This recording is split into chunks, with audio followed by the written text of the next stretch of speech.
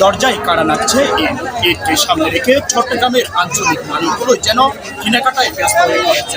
ধনীদের ঈদের বাজেট কত এবং গরিবদের ঈদের বাজেট কত তাই নিয়ে আজকে আমাদের আয়োজন।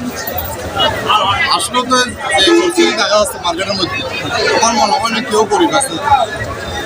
যে অবস্থা দেখা যাচ্ছে যে ভিড় আজকে কয়েকদিন ধরে দেখা যাচ্ছে, আমার মনে হচ্ছে না মানে গরিব আছে গ্রামের মধ্যে, আমাদের এই এলাকার মধ্যে যতটুকু সমর্থ ততটুকু আর আমরা তো ওইরকম না যে আমার এই শরীরে কাপড় রাখতে পারবো না, আমরাও ডিসকাউন্ট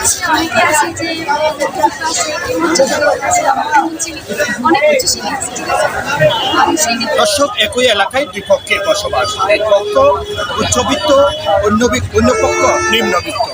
উচ্চবিত্তরা ঈদের কাপড় কেনার জন্য কোনো মনোভাব নেই এবং নিম্নবিত্ত যারা আছে তাদের 500 থেকে 1000 টাকায় কিনতে হচ্ছে ঈদের বাজার। আনোয়ারা চৌমহল থেকে মোহাম্মদ জামাল উদ্দিন, প্রতিদিন চট্টগ্রাম।